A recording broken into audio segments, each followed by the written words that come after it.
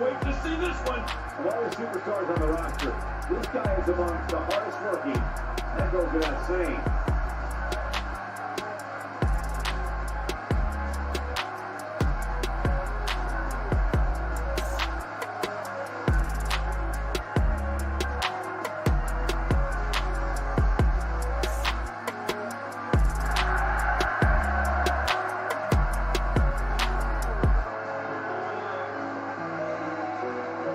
Definitely shout out to Don Chaos. We know you got our back, and we got your back too, man. Denver, Colorado all day, brother. We're definitely going to hook up with you. Much love to Carnival Spirits for putting us on as well on this YouTube, man. Shout out to you, Don Chaos, for, I mean, what is this episode, like 126 or something like that? Yes, sir. You've been putting in work, bro. Respect. Y'all doing some shit for the community, and the fam out there appreciate it. So just keep doing what y'all doing, you know what I mean? Congrats to Don Chaos for 1,000 subscribers. Whoop, whoop. Keep it going, man. Congratulations, Don Chaos. Yes, keep it going, man. Good luck to you, fucking Don Chaos, and fucking hell yeah on your 1,000 fucking followers. You know who it is. It's Ouija Mac, bitch. Shout out to Carnival Spirits. And fucking shout out to Don Chaos one time. You know what's going on. This is my brother. Everyone, Don Chaos and Brother Lynch Hung here. Yeah, and Carnival Spirits. What's up, man? Don Chaos. What's up? It's your boy Brother Lynch Hung. We out here tonight. Let's go. Fuego Flames and my nigga Don Chaos. What's going on, B? It's my brother right here, my boy. Excuse the left, excuse the left. Yo, what up, y'all? This is Don Chaos, and I'm with a very legendary man. Go ahead and introduce yourself. Hey, Sean. Yeah, we at the gathering, y'all.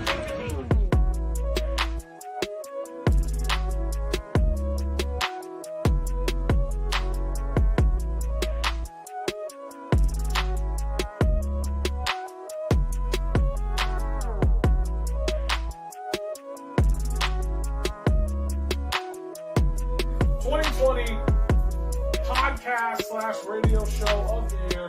This one's always controversial. Coming in number one, we got Hours of Chaos with Don Chaos. Ooh, look at that. Ooh, there. Congratulations, man. Don Chaos, Hours of Chaos.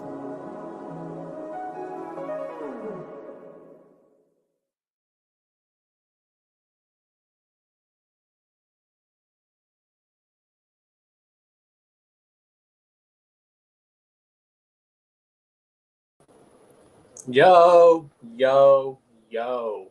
What is good, everyone?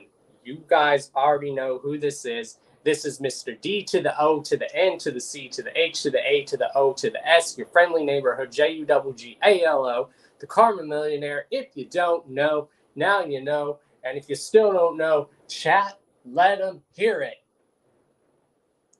What is good, everyone? This is episode 182. Of course, we are going to be joined by SpekOne of GRE. So let's get a GRE in the chat, y'all. But let's just get right to it. Our guest is waiting in the green room right now as we speak.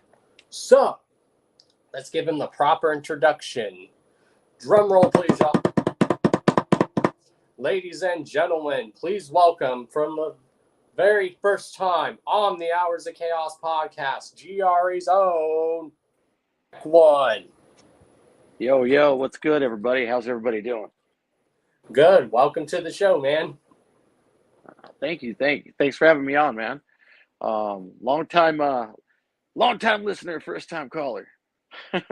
Well, that's cool. That makes me happy. I guess a lot of artists tell me that too. They're like, I'm a fan of your show. I'm like, well, thank you. Nice. Oh yeah, I guess what we'll do is where you just give a little brief introduction, who you are, and then we will ask with the questions and whatnot. Okie doke. I am SpekOne from Riverside, California. I am an artist on Grim Reality Entertainment. I've been doing it for a long time. I used to be in like a two-man group that kind of split off, and I took a hiatus for a little bit, but I just this past couple of years have been making a comeback. Just got off the Skull and Cross Mics tour in April with the rest of the faction for Grim Reality, and September 9th I got an album dropping, Reanimated, streaming everywhere, and Yeah, everywhere you can get your ear holes at. Yeah, but that's pretty much it. That's me, you know. Hell yeah, and we have links down to your social media down below, like your socials, as well as where people can go hear your music. Nice. Thank you. Appreciate that. You're welcome. So one thing we want to ask first is, how did you come up with your name SpekOne, and did you have other rap names before you went with SpekOne? So I grew up doing street art and graffiti and everything. And spec actually stands for, I used to use a C instead of a K. And so it was spray paint and everything constantly. And that's kind of like an acronym. And then, you know, one, just everybody in the graffiti game usually goes with the one behind their shit because there's only one, you know? So yeah, that's kind of how my name went into play. I never really used any other names. I mean, I went underneath, you know, I do the alias thing sometimes, like I may flip spec and go with Keps Uno. You know, sometimes I've been known to go underneath the alias Danny Phantom back in the day, you know, just because I always liked that name ever since I saw that little fucking cartoon. Oh, So, yeah, that yeah, that's cartoon it. is classic. Yeah. So, but yeah, that's it as far as my name goes. Yeah. And when did you actually, like, start rapping? Like, how old were you when you wrote your first rhyme, if you can remember? All right. So I grew up in the punk rock scene out in California, Southern California. And I would I was a punker that did, you know, graffiti with a bunch of taggers and shit like that. And so, you know, like I'd be at like the kegers and barbecues and shit like that, and everybody would be freestyling. And so, like, I was like, well, I could do that. I write all the lyrics to, you know, like all the shit in my band because I was in a band at the time. So I was like, I can do that. So I started, you know, going in, you know, of course I started out super drunk because that's how you get the cojones to jump into the fucking, you know, little freestyle battle. But I started doing that with my friends, and we just started, you know, like just rapping together. And then one day I was at work with a buddy of mine, and he just was like telling me, he's like, dude, just build your own studio and just do your own thing. And on my way home, I hit up fucking Best Buy. That was almost 20 years ago, and I've been rolling ever since. You know, I joined with a little independent label that kind of fell off the map after a while. The guy who was running the label wasn't really he wasn't the best as far as the politics side went. But through him, I met up with JP, and that's how I got with Grimreality Entertainment, and we've been rolling ever since. Hell yeah, my girlfriend, she's part of the old punk rock scene too, and she's originally from California too. She grew up in the Valley and stuff. Oh, she's probably heard of the Showcase Theater then in Corona, man. That's where, like, I grew up there. Like, I've seen everybody there, man. Dead Kennedys, DI, freaking Addicts, everybody. Yeah, I'm willing to bet that she's probably heard of the Showcase Theater. She probably has. I'm sure she's watching in the chat, so she could probably clarify that. Right on. Yeah. And what was, like, if you can remember, since you used to be in a punk rock group, what was like the first rap song that you like remember hearing that like grasped your attention? You're like, what is this? So honestly, I don't know if you ever heard of a guy named Cool Keith or Dr. Octagon. Yes. It was all right.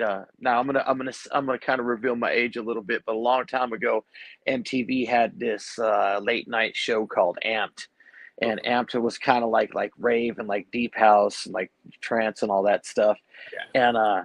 And one night I'm watching Amped with my buddies because, like I said, I grew up with like a lot of those guys who were like into like popping, breaking, tagging, all that shit. So I'm watching it with my buddy, and Cool Keith comes on underneath the alias Dr. Octagon, and it was Blue Flowers. I don't know if you've ever heard that song, but it's a fucking trip and a half, man. I have. I just haven't heard it in forever. Yeah, man. That was the first. Yeah, I'd have to say that was the first one that really got me hooked into hip hop. Yeah. Oh yeah, and what was like the music scene like that you remember growing up like locally in your area, as far as like the rock scene or even the hip hop scene? Okay. Growing up, man, I was high school class of 1999, so that'll give you an idea of like my era. So growing up, man, it was kind of weird, man, because it was like nowadays it's way more accepting to be into a little bit of everything, but back in those days it was kind of like pick your side of the fence, you know? Like if I should, there were times that we used to have this thing downtown in downtown Riverside called the Orange Blossom Festival. And every year at the Orange Blossom Festival, they'd have at this barber shop, they'd have this freestyle battle. And they'd just be passing around the mic until the battle, and everybody would just be like rapping on the mic for a couple hours. And I'd show up, and I wouldn't even be like I wouldn't even have like my hair spiked or anything like that. I'd have like a ball cap on, but I'd be wearing like my jacket and stuff like that. And it would be like hours and hours and hours before I got the mic. So it was definitely, nowadays it's like you can be like with trap metal and all that stuff. Like back in those days, that stuff was just like non-existent. I actually credit my love for music from growing up around bands like I don't know if anybody's ever heard of a ska band back in the day called the Skeletones, but they actually they took me underneath their wing, and I hung out a lot at their band practices and all that, and that's where I fell in love with music for the most part. Yeah.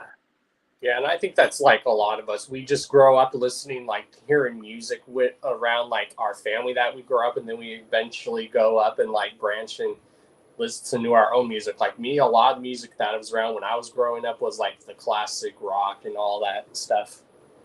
Yeah, there's nothing wrong with that, man. That's the shit that built the bridge that we cross every day. And I've always like loved all types of music, but the two types of music that has always pertained to me is all styles of rock and then like hip hop. Yeah. Yeah, I love hip hop, I love horrorcore. I'm actually working on a rock album right now as we speak. I've let one track from that album kind of leak. It's called Flip the Doom Switch. It's with Zodiac and AM buried inside of us. But yeah, I've hooked up with a band actually. Some guys on the internet. I've been working. We're about 8 songs into it, but that's not Reanimated. Reanimated's more or less hip hop and horrorcore. You know, kind of like, that's why if you notice sometimes like my stuff will say like Doom Switch, and then sometimes it'll just say SpekOne. But if any of my music says Doom Switch, it's a rock track. That's how I put that on there to differentiate for people. So that way I don't have somebody who's trying to like listen to my rock buy a rap album, or somebody's trying to listen to my rap buy a rock album, you know. And I always like that when artists come up with aliases, like MF Doom, for example. He came up with so many aliases, and so did the members of Wu-Tang Clan. Like, they came up with so many aliases. Yep, Cool Keith, man, Dr. Octagon, freaking Black Elvis, freaking all that stuff.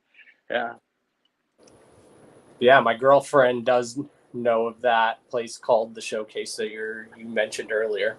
Nice. And she loves that band that she's hanging out with. Oh, Skeletons, yeah, they're good people. Yeah, man, they were really good people. They introduced me to music a lot. I was just a kid back in those days too, so that was really cool. Yeah.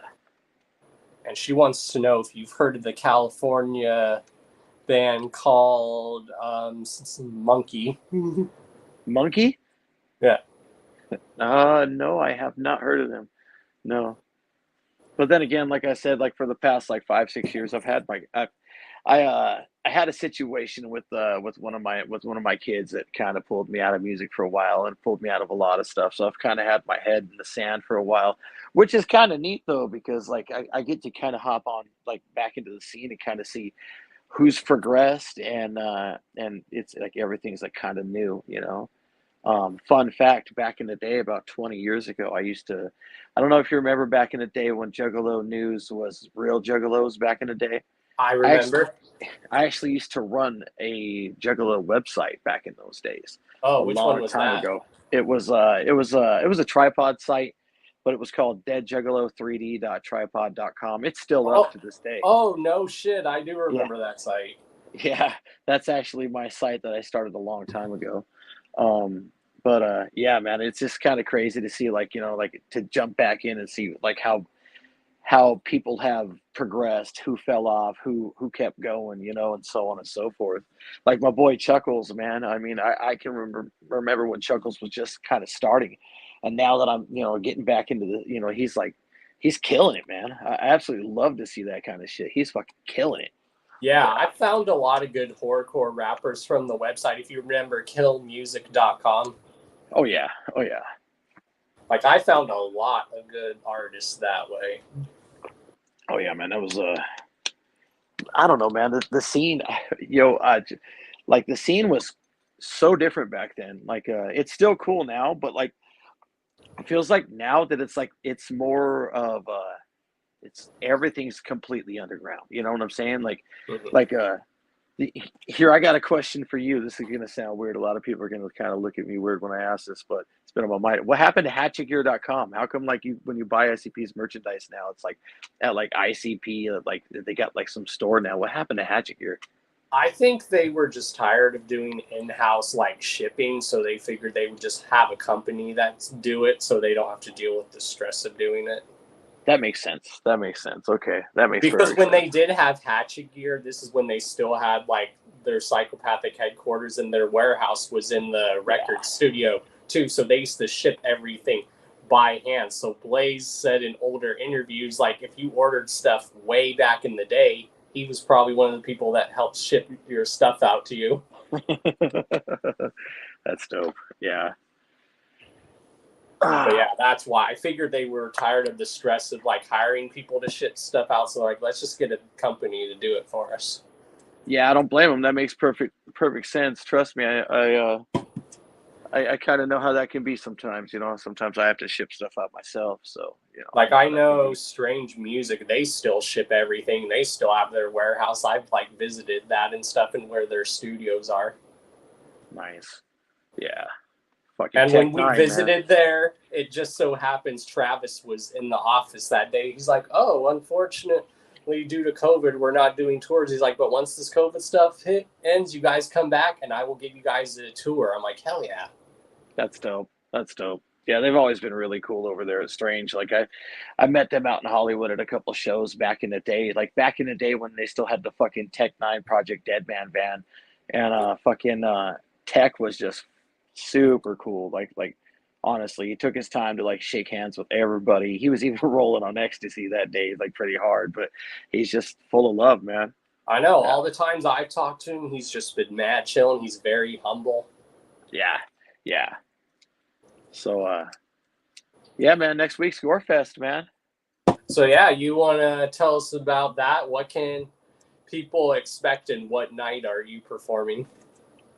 Friday night, we're performing as a label, Grim Reality Entertainment. That's in Denver, Colorado, at the Denver Roxy, courtesy of LSP and Scum, throwing it's the 16th annual Gore Fest. I know. I was just talking about that with my girlfriend. I'm like, God, Scum's been doing this for 16 years. Holy shit. Yeah, here's, you know, like I can remember back in the day, like when we were all small, like Scum is just like, I can't believe how far he's come. Like honestly, like he yeah, props to him. But it couldn't have happened to like a nicer, like more humble guy though. Like Scum is like, every time I see him, it's all hugs, shots, you know, like having a good time. Yeah, he's the most humble dude. I tell people, when you hear his music, he sounds intimidating, and then when you meet him in real life, he's the most humble, chill dude. Yeah, well, that's usually how it is. Like, man, I don't know if you've like hung out with Chuckles, ever met Chuckles too, but he's the same way. Like, I had one of my friend's wife say that she wanted to burn Sage while he was on stage, but afterwards she was like, "Wow, he's the nicest fucking guy," and I was like, "It's usually how it is." But yeah, Gore Fest, man, it's a Friday, Saturday, and Sunday thing. Lots of freaking acts, lots of fun. Everything and all things gore related and horrorcore related. Exactly. That's one thing I've always liked about Gore Fest is this like festival, and I consider it a festival, but it's literally an event that literally pertains to the wicked shit and horrorcore. Yeah. And then there's like always a headliner in the genre. Like this year we got Lex, we got Light, and then we got Twisted Insane headlining. Holy shit. Yeah, that's dope, man. You know, it'll be cool to actually see him live again. I've done some shows with him back in the past. He's fucking sick as hell. Yeah. The last time I went was one of the nights when Ouija was headlining, and holy shit. Yeah. It's a good, like if people can make it, if you're out of state and you come and you show up and you show an out of state ID, you get it free. It's it's an awesome experience. To me, it's right there underneath the fucking gathering. Like if you can't make the gathering and you make Gore Fest, I mean, you missed out on the gathering, but at least you got to hit Gore Fest. Exactly. And one thing I always liked about Gore Fest is besides the gathering, there used to be other two like big like horrorcore wicked shit music festivals that took place, and I don't even think those ones are around anymore. You probably remember Strictly for the Wicked, and then what else was it called? I think it was called like Horror Stock or something. Or I Wicked remember that. Stock. Yeah, I think it was like Wicked Stock or some shit like that. Yeah. Yeah, and I don't even think that happens anymore. Yeah, it's kind of weird, but I actually kind of like it though, because it's like nowadays it's more realistic. Like you see like, all right, as an artist myself, like I can go out and get some of these bigger people on an album now if I wanted to. Like it's probably I might have to pay for a feature or something like that. Like if it's like somebody ridiculously huge, but like case in point, when this last tour with Scum came through Lancaster with Hoodoo and all those guys and Clay and all them, I was just sitting there chopping it up outside with them, just drinking beer, just hanging out, just like they were everybody else. Back in the day, it'd been we would have been somewhere like the Key Club in LA, and they'd have been behind a wall. You know what I'm saying? Like not necessarily by their choice, but that's just how things were back in those days. Like when I went to the Wraith release party at the Key Club in Hollywood, and I met Alex Abbas. Like he was like in a sound booth. I literally had to like jump up for a second and just like shake his hand for a second as I walked by. Like nowadays, like you just walk up to people and like they're more accessible. I kind of like that more. Yeah, and I like how the artists like now mingle in the crowd, or sometimes they'll get live in the crowd with people. Like I've seen some artists that perform that will like jump in the pit during their performances or during someone else's set.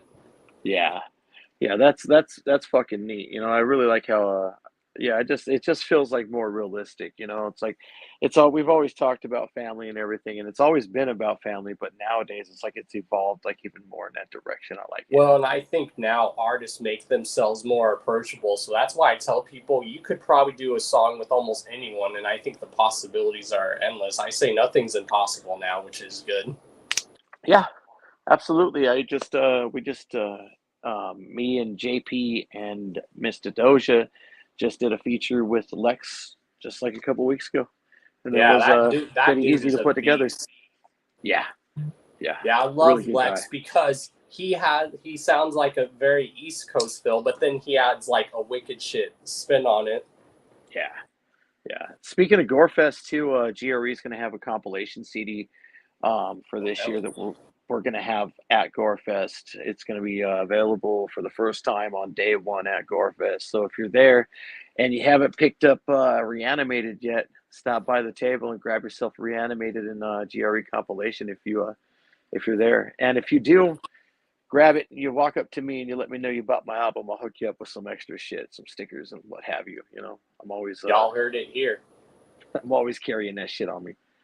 Free shit, y'all. Yeah.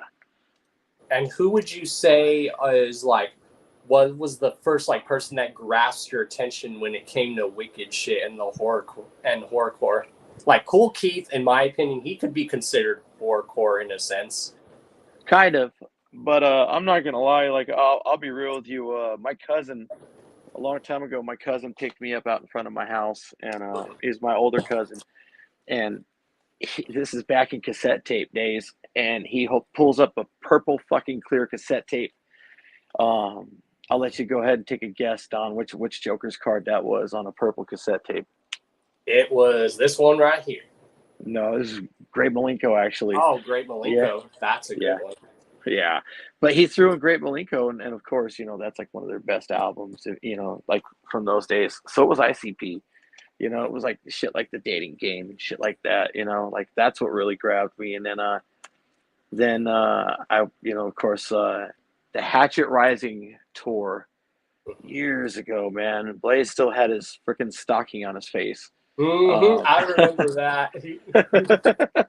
That's when I first like encountered like Twisted and all them. And what I really liked about Twisted is, like I said, I grew up in like, you know, like the getting into like ciphers and stuff like that, you know. So it was like the more lyrical, the better. So when I heard Most Tasteless, you know, and you know, I heard that, you know, we cracked your head in half. It wasn't shit funny, but we laughed. Twisted front of this bitch for 9 dash. I was like, dude, these guys are dope as fuck. Yeah. So. And what is probably, like, since we can ask that question, what is your, like, in your opinion, your number one Psychopathic Records album of all time? Ooh. Probably the first Psychopathics from Outer Space. That's a good choice. Mine is that original Tales from the Lotus, the Red Cross with Mars. Yeah, no, that's right fucking there. I'll never forget the first time I heard Until Eternity, and I was just like, don't get me wrong, I like ABK, but I was just like dumbfounded. It was like a smack in the face, because that's the Hatchet Rising tour was Twisted, Blaze, ABK, ICP, and at the end of the night with Mars, and then at the end of the night, the entire, you know, they all came out as Lotus, and that was kind of like my Lotus, you know. Don't get me wrong, it's good with, you know, ABK, but at the same time though, yeah, I'm with you on that. Hell yeah. And if you can remember, what is like the first ever album that you remember buying with your own money? Ooh, that's a good one. One of the first albums I ever bought with my own money, I want to say it was probably a Master P album. Nice. Yeah, I used to really like Master P back in the day. Like, yeah, those No Limit days. Woo. Yeah, man, that was my shit, man. So, yeah. Plus, their CDs. I don't know if you remember their CDs, but their CDs were always like really crazy. They didn't have like the clear. Yeah, they didn't have like the clear jewel art. It was like a white CD with like sticker. You know, like, yeah, it was pretty dope. Yeah. Yeah, speaking of that, No Limit's actually doing a reunion tour. I'm going to try to go there, too. That'd be pretty dope. I'd like to see that. And then I also can't believe Death Row's back. Last time I heard about Death Row, they were getting bought out by Nickelodeon. So that's kind of cool. Snoop bought them and kind of trying to bring them back. Well, and Snoop, he also has his hand in a little bit in, like, Def Jam records, which is cool. Yeah. Word. So I think things are going to get crazier now, and we're going to see a lot of classics from Death Row again. Yeah, that'd be cool. One thing I'd really like to see is they have this album that's like the songs that were sampled and the sampled songs like mixed together. Like they got like Regulators with that the song it was sampled by, and you can't find that on Spotify. I'd like to see them bring that kind of stuff back out. Yeah. And who would you say some of your like influences are when it comes to like your music? Horrorcore, it would be definitely Insane Poetry. Yes. He's been kind of like a big inspiration, a mentor at times. JP as well. Team Guillotine, man, they're like I got a picture up on my Instagram of us, like I want to say like probably about 12, 13 years ago. We all look young. but yeah, man, they've I would say that Insane Poetry, Dark Half back in the day, you know, like I used to do shows with them whenever they came into town. Gino was one of a kind, man. I don't think we'll ever have another Gino. Like if I had to like compare Gino to like somebody in rock, I'd have to compare him to like Lane Staley from like Alice in Chains. You know, like we're never gonna get another voice. Yeah. Not only that, but he was just he was like scum, man. Every time I seen him, man, it was just all hugs. What's up, man? When are we doing a feature together? Just, you know, Damien was always really cool. They were kind of like an influence. Yeah, man. Of course, ICP. There's a song on Reanimated that it's the last song on Reanimated. It's called Undead Now, and it is kind of like My Dead Body, man. It's, if you listen to it, it's like my homage to that. It is completely a, when I wrote that song, I was thinking about like the Juggalo influence in my life. So that's what that song is like. But yeah, I'm glad people are doing songs like that, and it's always cool when like the people you look up to start giving you like props and whatnot. Like I got that like from like ICP on their social medias. Like back in 2017, they're like, we want to send a shout out to these Juggalo YouTubers that promote and put artists on, and my name was one of the names they brought up. I'm like, no way. man, you're doing a good service to everybody. You know, like I wanted to get on the podcast with you back in the day when Doja first came around, but I was just kind of getting back into the scene. I didn't really have anything to promote yet. I didn't want to just kind of waste the opportunity. But you're doing a good thing, man. You're getting people's music out there. You're helping fans find, you know, the artists, and the artists find, you know, the public. So that's actually really cool that you're doing that. Oh yeah, and even Scum, like he's always told me that the artists don't just play their part in the scene we know and love. It's the people like us, the podcasters, that bring them on their show and interview them and help promote them. Yeah, 100%. Without people like you, it'd be a lot fucking harder. I'll tell you that. Seriously. Yeah. Hell yeah. Sorry, I'm looking off because I got short-term memory loss, so I'm trying to make sure that I cover some topics too.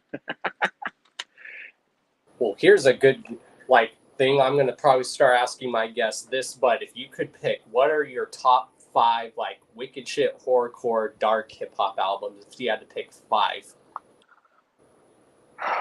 5. Fuck, man. I don't know, man. Like, does it have to be like as far as like dark?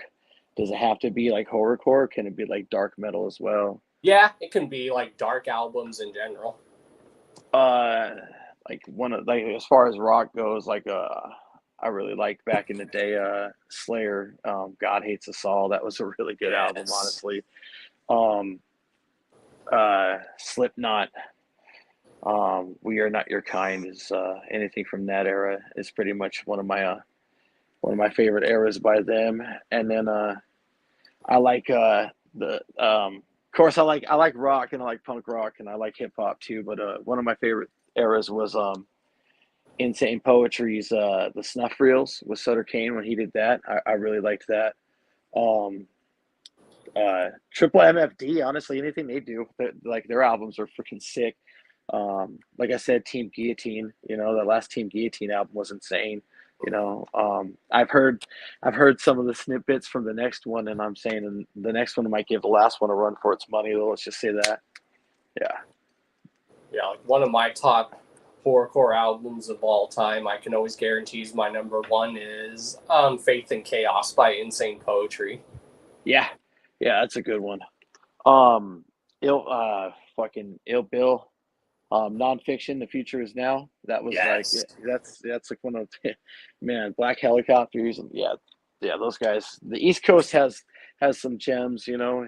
Necro, you know, anything Necro. I really was inspired by Necro because he showed me I guess you can't even call it horrorcore. I guess he calls it death rap, but like the fact that, like, I heard an interview one time where he said he'll put 15 hours into a verse if that's what he's got to, you know, because hip hop's supposed to be rewindable. You know, you're supposed to, you could hear something, you know, like when it first comes out, listen to it faithfully, and then 6 months later, not listen to it for a while and listen to it again and catch something completely different. You know, that's what I got from Necro. So, yeah. And I like how like there are some rappers who come from like originally like rock backgrounds, like Necro and Ill Bill. They came from a metal background originally. Yeah. You know, sometimes I don't know, man. It seems like nowadays music's kind of mutated, for lack of a better word. You know, like I would say we don't really have like horrorcore artists anymore. We don't have like metal artists. Like I'd say, like if anything, you ever see that movie Chuds? I'd say we got a bunch of chuds running around now. You know, Yeah. like they're just mutated. Like I was on tour for the Skull and Crossmikes tour, and you know, I had Unknown Caprice in the van with me, who's like, you know, the Tulsa, Oklahoma hip hop head, and his music's just fucking sick. But he reminds me of like a Scarface, you know. And then I'm sitting on the other side. I got fucking Nick Six with me, you know, and you know his shit just makes you want to rip your face off, throw it against the wall, and fucking stab somebody, you know, which is awesome. Props to him, by the way. He just dropped an album, 211. You guys should check that out if you guys get a chance. Nick Six. Yeah, I like that artists can be diverse, and that's why I told people, like, example with Tech Nine, I don't really call him a rapper. I call him an artist because he can rap. He can do a gospel song. He can do a straight rock song. He could do straight singing. Yeah, he can harmonize. He can do whatever's needed, you know. And that's like if I had to like classify my music, it's whatever the music tells me to do. You know, I kind of let the music kind of drive. You know, if the music is kind of dark and gritty, I'm gonna get dark and gritty. But if it's real technical, you know, I'm gonna get technical as well. You know, like I don't know if you've heard my single that's out right now called Go Gorilla, but like that one's like it's all about like letting people know that, yeah, this album that I'm doing right now is mostly horrorcore, but just letting you know that I'm still there as far as when it comes to like hip hop and lyrics. Yeah. Exactly. And I like artists that are doing that, where they can show that, yeah, they may have this like crazy image, but they can show that behind that image, there's actually bars behind that. Yeah, exactly. That's the point. Yeah. So. And that's one of the main reasons why I've always enjoyed ICP and why I enjoy a lot of the music I love, because a lot of the artists I love, they sound very different with each album, and I love that. Yeah.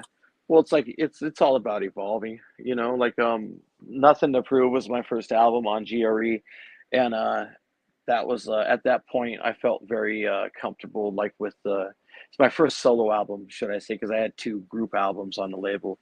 And at the time, I just felt really comfortable with where I was as far as hip hop. Like I really didn't have nothing to prove at the time, and my partner at the time wanted to do a solo project, so we just decided to do 2 solo projects. So I just kind of just went with it. It just kind of put itself together. It was a cool album.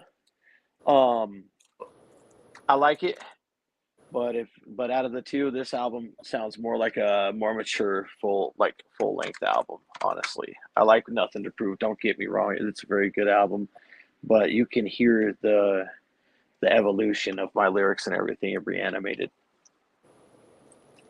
Oh yeah, and share us like a little bit of like the story. How did you like get connected with JP and GRE? I used to be on a label a long time ago called Death Squad. It was ran by a group called Psychotic, and Psychotic used to book a lot of shows they were trying to book a lot of shows in the area of like Huntington Beach, and that's where JP and Psycho were at the time as well. And so the first show that I got booked on for a GRE show, I kind of did like a pay to play thing, you know, like I sold some tickets and shit. But I found with GRE though, bro, I didn't have any issues selling tickets for Insane Poetry and all that shit, you know. Like I was a new guy, but all my friends were juggalos, you know. So it was at the time I was making money off these shows. So naturally at the end of the night, just talking with JP and Psycho, because like we would have to do like the cash outs and stuff like that. And they started inviting me back for other shows. And like I said, I looked up to them a lot. And so I started talking to them, and you know, I took the opportunity being around them to, you know, create a friendship with them. And long story short, with Death Squad kind of just fell off. They kind of disintegrated. And when I left that label was right around the time that JP was doing the reinventation, like the reinventing of GRE with the New Breed, with like VD, Necro G, the Lab Rats, which was me and my buddy back in the day. And that's when he offered, you know, originally what he did with us was he had a compilation, offered us a track on a compilation. We did the track. We went to the studio, did everything at his studio like we would, like we were on the label. And he wanted, I didn't know at the time, I thought I was just doing a collab, but we were actually trying out to see if we were a good fit. And a week later, he called us up and offered us the slot on the label. And we've been going ever since. You know, JP's actually become quite a good friend of mine. Like I said, I had that situation go with you know, some personal stuff, but I had to kind of take a step away. And a lot of people could have forgotten about somebody in those situations, but he never forgot about me. I mean, I got updates every month on where my music was, you know, like, and everything. He took care of me, you know. And then when I said I wanted to come back, you know, he was all about it. You know, that's when he put me on the tour. And you know, like, now it's time for me to go hard and make up for lost time. But yeah, that's how I met those guys, and been really good people ever since. Yeah, and GRE and like LSP have always like had a strong like connections and bond with each other. Yeah, when I first met JP, it was JP and Psycho running GRE before Psycho had to leave California, and he clicked up with LSP because it was more of a better decision for him being out there and what have you. But, or at least that's what I remember. I don't know. I could be 100% wrong on that, but yeah, man. LSP is family. Like Razor, man. Shout out to fucking, you know, Raka and Sinrip, man. Those guys are super fucking cool. Yeah, LSP's really good people.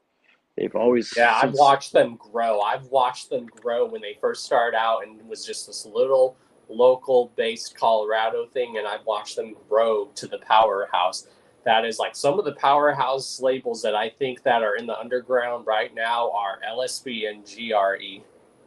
Thanks, man. LSP is killing it right now, though, man. I'm so proud of those guys. Like, honestly, like I just remember like the Roadside Burials tour back in the day. I remember, you know, seeing Dark Half and like Leaders of the Lost and all those guys like showing up in a fucking band that like it was about to break down, just putting in fucking work.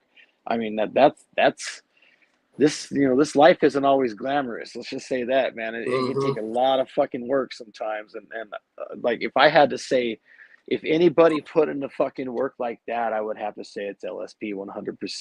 Because every time I've seen them back in the day, up until, well, now they're doing a lot better, but like successfully wise. But like back when they were, you know, trying to make their name for themselves, man, they were just they were aggressive, and that's how you need to be, man. You know, like if you don't love it like that, man, like you got to show the fans that, hey, man, I'm worth putting your time into. I'll stick around, you know. Oh yeah, and I don't know what happened during COVID, but I think like something happened that just lit everyone like to hustle and work hard, because this day and age, you always have to be putting something out, whether it's an album, an EP, a mixtape, maybe even a single. And I don't know what it was, who started it. Like, maybe it was Ouija, but constantly hustling. Yeah. I think, honestly, man, it was because we didn't have no shows. We didn't have no outlets. So in order to stay relevant, a lot of people had to maintain a presence online. And it kind of showed them that, you know, it was kind of like it's like network or die, you know? I mean, for lack of a better phrase, I mean, shit. I mean, yeah, we lost a lot of people back, you know, back in that COVID shit that we shouldn't have lost, you know? But some people, man, like, you know, that kind of shit either makes or breaks you. You either got it's either in your wheelhouse to be present online, or it's not, you know. And it's always changing. Like I said, back in the day when I was running my website, there was no social media. You know, like the only thing that we had, the closest thing that we had was we had forums. We had Juggalo websites that had guest books, and we had YouTube was just cracking, and Shaggy had the Shaggy Show back in the day. And a way a lot of us used to talk was through the Shaggy Show comments on YouTube. You know, like, so it's like you evolve. You know, I remember back in the day seeing people that like Menacide and, you know, McNasty back in those days, like putting in work. You know, like yeah, it's a lot easier now. People are having trouble with networking. I understand it's hard, but if you want some motivation, it was a lot harder back in those days. When I think during that, a lot of the artists, like when we had all this COVID stuff, just to keep themselves sane, they're like, you know what, I'm just going to write out what I'm feeling. So I'm going to say from us, the fans, to you guys, thank you for writing music, for keeping us safe during those times, as well as keeping yourself sane during those times. Yeah, no, likewise, man. If it wasn't for people out there like, you know, like my buddy Fat Menace on Instagram, he messages me and he lets me know that, you know, sometimes like it helps him get through some times, and believe it or not, knowing that helps me get through some times, because man, we all deal with stuff, artists. Like, I don't think a lot of people understand, like, there's days that I wake up and I'm like, I don't want to do this anymore, you know. And it's not that I don't love doing it, it's that I am my own biggest critic, you know what I'm saying? Like, Same here. yeah, I think I'm not doing enough. I'm not pushing enough. I'm not getting my music out there. You know, and it's not that I want to give up. It's just that I just, you know, like we all have those thoughts of doubt. And just knowing that, you know, when people contact you and message you and let you know that, you know, your music has a point, you know, that it's actually getting out there and people are listening to it, it really it I think it keeps us alive more than it keeps you guys alive, honestly. So. Well, and there's been times where I wanted to stop doing the show, and people were like, no, you really help put people on, because I have like many different types of guests on my show. I'll have up and coming people, unknowns, then I'll have people that are somewhat known, and then I'll have like people that are well known. So I have like a different variety, which is cool. Yeah, I mean, I love the fact, like, I was just watching your King's Ab episode. I'm a big Scythe Gang fan. I like them. I think I think what they're doing is pretty fucking cool with the metal and shit. So it's And with him neat. to give me props, and when he told me he's been hearing good things about my show, he's like, just keep it up, man. That was great to hear. Yeah, well, like, when I was told, like, just to be real with you, you know, I'm trying to promote this album. I'm trying to, like I said, I'm trying to find more ways to get my stuff out there, you know. And I was already gonna hit you up and see about maybe, you know, if we had an opportunity to meet up, if we could. But a lot of people told me about you. A lot of people told me about you, like big people. So you should be kind of proud of, you know, like that Replicon Radio Award. You earned that shit, bro. You know, like, that's good, man. Yeah. Well, and that's why people told me if anyone deserved that reward, it was you. Yeah. Yeah. Don't stop doing what you're doing, man. I mean, people, like, especially like in like the underground scene, it's like I said, it's you guys create platforms. You know what I'm saying? Like, we have to have a platform where everybody can meet up on. You know, like right now, people have to have a platform where they can go and discover new artists. Look, bam, Hours of Chaos podcast. You know, stuff like that. We need people like you. So appreciate it, man. Hell yeah. And if you could work, is there anyone in the industry that you haven't worked with that you would like love to like work with wise? On a peer level, I don't know, man. There's some people that I've looked up to that I'd like to mess with, but I've also learned, though, man, like, sometimes, you know, like, you gotta be careful. Like I don't want to find out that somebody I really looked up to is a diva. You know, Oh like, yeah. you gotta be careful what you wish for. But no, I think right now I'm pretty happy with everybody that I've worked with. Oh yeah. I don't really have like huge aspirations as far as like getting with other people. Like, if the opportunity happens, then absolutely I'd like to work with Twisted, of course. I think everybody would like to, just because I believe that once you hear my rock stuff, you'll understand more. But I believe that actually, like, we could actually, on a rock tip, make something really cool happen. Not even for like the rap side, more or less for the rock, because I believe that Madrox has a really good fucking voice, you know. Oh yeah. So I wouldn't mind doing something like that. But like I said, I just got with Lex on a track. Lex was really cool.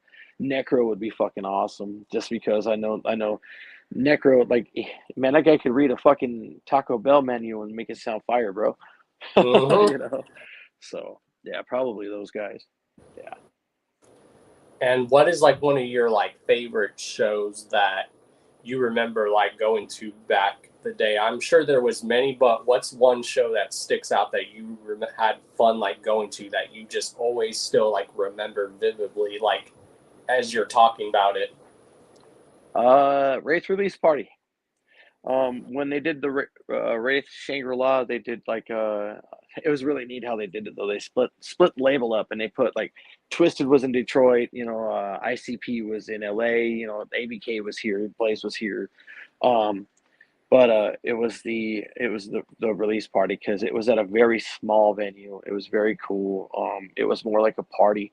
ICP did some shit, but like they had like Juggalo karaoke.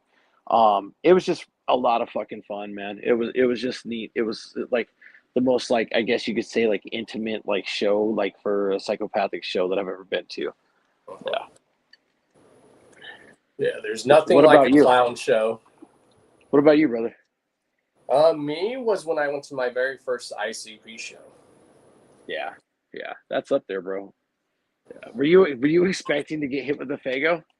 I did. I knew what I was getting into. Where when most people they don't know what to expect, me, I already knew right away what I was getting myself into. When I started Juggalo 3D, the website I used to run, I was in a place called Yucca Valley, which is right next door to Joshua Tree, California. But it's just desolate. Like we used to play dominoes and talk about what we're gonna do when we get out of Yucca. Like we were in prison and shit. We had this one guy that worked with us at our job, and his name was Carlos. Carlos was from LA. Carlos was a cholo. He didn't really understand the Juggalo shit, but he hung out with all of us, and we were like a pretty deep crew. There was probably about like 15 to 20 of us. One day we talked Carlos into going to see ICP. Well, somebody threw a full 2-liter like that was unopened, and it hit him in the fucking head.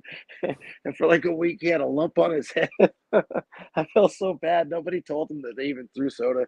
It was great though. He loved the show. Don't get me wrong, but like he just had a lump on his head. It was. Oh yeah, I have so many battle scars from the show. I had a friend when I took him to his first show. He got a full bottle hit in the face, chipped one of his teeth. That's great. But he still had a good time. The rush That's was what I mean. him, and he's like, whoa! No, that's what I mean. At the end of the night, I was like, Carlos, do you regret it? He goes, fuck no. He's like, that shit was fun. That was always my favorite thing about like back in the days, like when I used to go to ICP shows all the time when they were touring more, and I would find somebody like, I'm gonna take you. Like I know you don't know anything about this, but you're gonna go with me and you're gonna have a good time. I promise you. Like I've never seen like a fucking full blown fucking like hardcore violent situation break out of ICP show. You'll be fine. I promise you. And I take them, and it's fucking a lot of fun, man. I love it. I even brought my mom to a show back in the day. Yeah. And my mom had a fun ass time. She told me she had fun. She's like, now I know why you like their music also, because they put on a good live show. I'm like, yes, they do. Yeah. My dad says that the Juggalos are like the hippies. He's an old hippie, and he goes, man, that shit reminds me of the hippies. Hey, you guys are all about like loving each other and all that shit. He's like, that shit reminds me of the hippies. Yeah, and you notice how like the punk scene and the hip hop scene has always like gone hand in hand with each other too. It's almost like similar in some sense, like being like a misfit and just like fighting the system. Yeah, absolutely. It's just about rebellion. Hip hop was a form of like rebellion against the system. So was punk, but in its own form. Yeah. Hell yeah. Awkward silence, huh? So is there like anything else you want to like plug in, and do you like have any like shout outs? Yeah, I would like to take this opportunity to pump some merch. I got a autographed SpekOne cards on the Grim Reality website. Like I said, Reanimated drops September 9th. You can get it early, though. Right now, we have bundles on the website that are available. Like, you can get my whole discography for, like, $27.99, I think. You can get, like, the album, the autograph card, and a T-shirt for, like, $39.99 or something. But, yeah, like I said, shout out to House of Dismemberment for making the masks that I sell at the merch table on tour. It's really cool being able to actually sell these on the fucking merch table. Shout out to everybody who's bought one, as a matter of fact. I got more masks on the way. I've got some SpekOne charms coming, some I got them back in the day, but they were kind of too clean for me. Now I kind of want them a little bit more gory looking. Yeah. Check out the GRE YouTube channel for all the music videos. Mr. Doja, my brother from another mother, he's got a book of Doja out right now. You know, there's some pretty cool, you know, media up there for you. Yeah, that's pretty much it, brother. You know, like shout out to JP, shout out to LSP, shout out to Scum for letting us come out next week and fucking rock. Shout out to Scum for making the fucking Gore Fest fucking go 16 years, man. You know, I'm really I'm really happy that it's going as far as it's going, and and just not even performing. I'm not even going to perform, bro. Like, real talk, I'm going to hang out with everybody. Like, I'm going to see like all the my fucking favorite people in like one spot at the same time, bro. Like, fuck yeah. I'm there all 3 days, dude. I'll be there all 3 days. If you see me at Gore Fest, I ain't gonna lie, I'm a little introverted sometimes, unless I've been drinking, then I'm outroverted. Come by, say what's up, shake my hand. Let's talk, man. I love it. I love people, you know? So, yeah, but shout out Don Chaos for having me on. And you're always welcome on the show anytime, bro. Like, you want to come on and promote anything, just message me and I will book a spot for you to come on. I really appreciate it, brother. Really appreciate it. And my girl wants to say what up. Hey. What's up? Fellow old school punker, huh? Yeah. Yeah, she's an old school punker. Yeah. I was actually just watching it's only the first 6 minutes of the documentary, but on YouTube there's a documentary about the Showcase Theater that they're trying to get the legal approval to put out, but it's got the first 6 minutes. Fucking badass, honestly. If you get a chance, check that out. You'll like it. Oh, definitely. Oh. Yeah. Fucking miss that place. It sat from 2008 till 2021. Nothing being happened. Like why does shit like that happen? That was like the best place. We could have had horrorcore shows, we could have punk rock shows there, we could have done all sorts of shit. But, oh yeah, Scum's trying to get me to do that down here since I moved down to Florida. He's like, revitalize the scene down there in Florida. I'm like, will do. I'll try to start hosting events. So if you guys could find like venues down here, just let me know and I will gladly host it with you guys.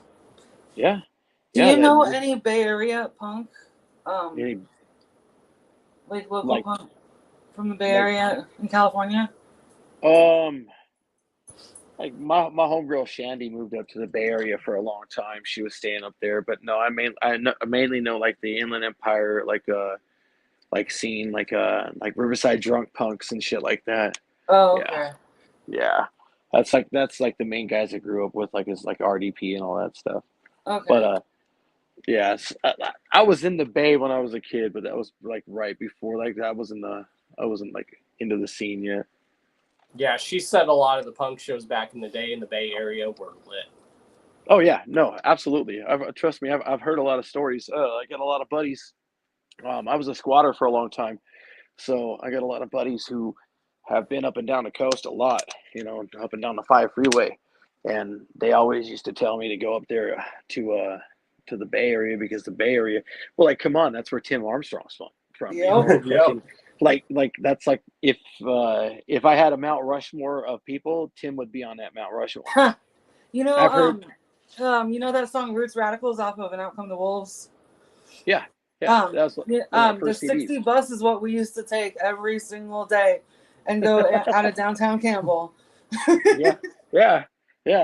Like, that was our life right there. And the Moon Stompers. Yeah, that's fucking, that's my shit. Yeah, that's I was just listening to the Transplants yesterday too. Oh, nice. Funny. Yeah. Nice. Yeah, it's there's actually a Rancid band, cover band out here in Riverside that does a lot of shows. Yeah, they're pretty cool. Oh, sweet. So, yeah. But yeah, the Bay Area, man, that's where all those guys came from, and you know, that's my shit right there. So yeah. That's home, yeah. Yep. That's dope. Small world. Right? like if you see my get up and like the kind of clothes that I wear, you'll see definitely like it's all dental floss fucking stitched and shit like that. I made it all myself. My jacket is my jacket. That's so awesome. Yeah, my jacket's an acrylic painted crust punk jacket that I did myself. Nice. Yeah. I believe that if you're gonna you're gonna wear it and everything, you know, like I made all my own patches. Like it's literally all my patches and everything are, it's like a punk, it looks like punk, but it's all horrorcore patches. I made them all myself. Wow. So Yeah, I told her, That's asked awesome. her if she could do that for me. I'm like, babe, for some of my ICP shirts that don't fit me anymore, you should make those into patches for Yeah, me. you cut them up and make them into patches. Yep. Yeah. That's what we used to do. Yeah. Speaking of which, R.I.P. Wicked Threads, man. That shit sucks. Yes. Yeah, he was killing it with that shit, man. He even had, yo, real talk. Ask your girl if you know how to do the X stitching. You know how to do that. No, I don't. No. That shit is so hard, man. And he killed it on that game. I was like, dude, I was messaging him. I was like, you got to show me how to do the X stitch. No, nope, I cannot do that one. Yeah, he was a very humble dude. Yeah, he was really good people, man. He was killing it in the game. I was actually kind of hoping to see him at a show and buy some shit from his merch booth, you know? Yeah. Yeah, he actually put together like a little show last year at the gathering, and some of my homies like performed there and stuff. Yeah. Yeah, absolutely, man. Yeah. I actually It's a damn interviewed shame. him on the show too. Oh, that's dope. That's dope. I'll have to Yeah, check if you that out. definitely I'll have want to to go to check the that back out, catalog. definitely go check that out. Yeah. Yeah, that sounds like a good time. Yeah. Definitely. My phone lets me know how many hours I watch it every fucking week, and it's always ridiculous. And it's like, when I think in my head, I'm like, man, I watch my phone more than I do TV though. Like I'll sit at my house, like and let my kid watch fucking his shit, you know, and then I'll just put on my earbuds and watch TV on my phone. So I don't feel like too much of a loser when I see that anymore. Hell yeah. Well, you definitely have a good night, man. Again, you're always welcome Likewise. to be on the show, or if you even know anyone who would love to be on the show, have them hit me up. Okay, appreciate Nice it, to man. meet you. Likewise, absolutely. Hit me up on a side note, and I'll send you some of my rock shit. I want your girl to hear some of my rock shit. It's very Bay Area inspired. Nice. Hell yeah, and if you definitely like want to even send eventually stuff down like for a future giveaway or anything, or as a thank you for being on the show, just let me know. Yo, give me an address. Shoot me an address on the side, and I'll shoot you a big old package. I always do that shit. I love Nice. sending out packages. Hell yeah. I'll hook you guys up. I hope you like stickers. Love Yes. stickers, love them. And if we can try to get like a little venue to perform shows down here, we'll definitely let you guys know, because I'm trying to put together an annual event, and every year it's going to go to a good cause. So it's going to be called like Karma Fest. So if we can get that rolling, we'd love you to perform there. Yeah, that'd be awesome. Absolutely. I'm not afraid to travel. I will travel. So yeah, let's do it. Yeah, we'll get it going. Let me know, man. All right, brother. You too. Later. Bye. Later. And that was SpekOne, y'all. Very great interview. Very great. So, without further ado, let's go ahead and show you guys who to expect for the next coming weeks, like who you can expect tomorrow, as well as next week for the Hours of Chaos podcast. So, if you guys already seen the trailer, you already know. But let's go ahead and show. We'll save some of the topics for tomorrow's show. But of course, let's get Darby O'Trill to open up for the ICP Bloody Sunday show. So let's make this happen, y'all. Share this picture all over social media. Let's get Darby to open up for ICP. And if you didn't know, the Bloody Sunday show has sold the fuck out. So, if you couldn't get your tickets, hopefully y'all can still go to Hall Wicked. And yeah, let's pull up the flyer. Again, Gore Fest going on next week. So here's the lineup. And yeah, tomorrow, you guys can expect the homies Reckless Intent to be back on the show. They're going to be back on here. This is I believe their third time being on the show, and they have a lot to talk about. And yeah, then next week you can expect 2 guests in one night. You can expect GRE's also Mr. Dosha to be making an appearance, promoting a few things, talking about his performance at Gore Fest. And then, besides Mr. Dosha next Thursday, you can also expect, we just mentioned it earlier, Chuckles. Chuckles is going to be on the show out of San Jose, California. San Jose. Yeah, Amanda knows all about San Jose. It's my hometown. That's her hometown. Yeah. Can't wait to meet that guy. Oh, yeah. So, you guys already know who I am. I am Mr. D to the O to the N to the C to the H, A to the O to the S. Fucking debauchery, y'all. Anywho, you guys already know who I am. This is the Hours of Chaos podcast. If you don't know, now you know. And if you still don't know, your mom's a hoe! Your mom's a hoe! And, yes, we really promise now, you guys can expect Saturday, we will be returning with our vlog series titled The Adventures of the Dawn and the Panda. We promise. We've just been busy. We are also trying to get the studio here set up. So, yeah. You guys are awesome. And see you guys tomorrow when we have Reckless Intent on the Hours of Chaos podcast. Your #1 show dedicated to the underground as well as other stuff. Later, y'all.